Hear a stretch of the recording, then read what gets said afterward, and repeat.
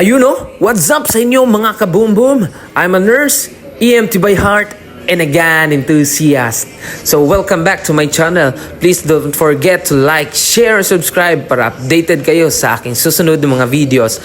So ngayon, meron tayong i-review na isang tactical weapon light at ito ay isang Streamlight na tactical light. So ito ay ang Streamlight strong, very strong talaga ang Streamlight kasi we all know napakahaba na ng ilang mga generation at mga ilang flashlight na ang nilabas nila, and napaka-reliable ito hindi lang dito sa Pilipinas kundi doon din sa kaibang bansa. Ito ang specs ng ating TLR1 HL. So, yan ko.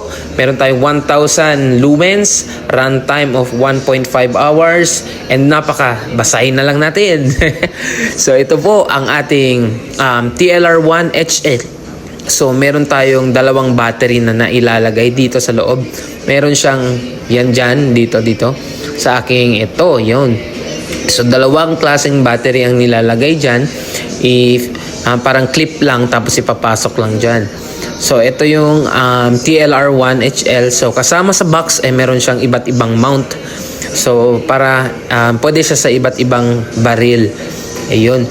More on siguro full size na baril kasi mahaba itong TLR1 HL. So ayun, subukan natin sa aking CZ-P10F. So, bago tayo magsimula, dapat situate clear ang ating CZ-P10F. So, rock the slide. Ito pala, wala na tong magazine, kaya nag-rock ako ng slide na agad. So, ayun. So, very safe tayo. So, subukan natin. So, first, i-set up muna natin ito.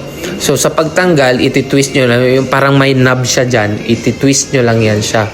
So, counterclockwise para ma-open, clockwise din unlock. Ayun. So, isa-set nyo lang yan papunta sa kanyang railing.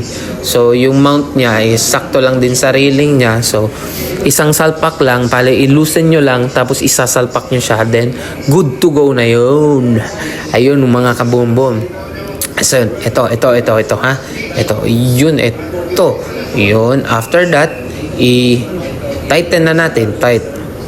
Yun, clockwise lang. Yan, tapos all goods na. Ganun lang kadali mag-set up ng TLR1 HL. Yan. Tapos ngayon naman, kung set na siya, subukan naman natin ito sa isang madilim na environment para makita talaga natin kung ano at gaano ba kalakas itong isang Streamlight TLR1 HL. So, ayun. So, meron siyang 3 modes.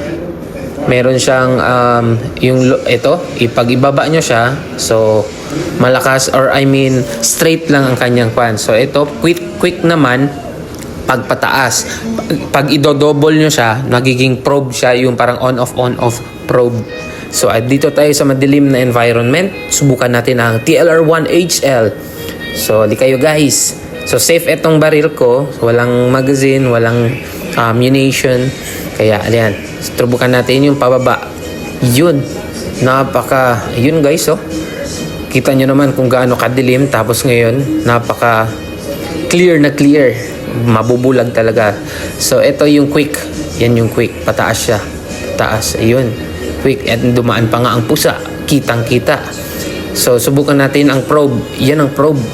Napakasakit sa mata. Kaya guys, kung mag-try kayo nito, dapat walang tao. So, this is a very reliable flashlight.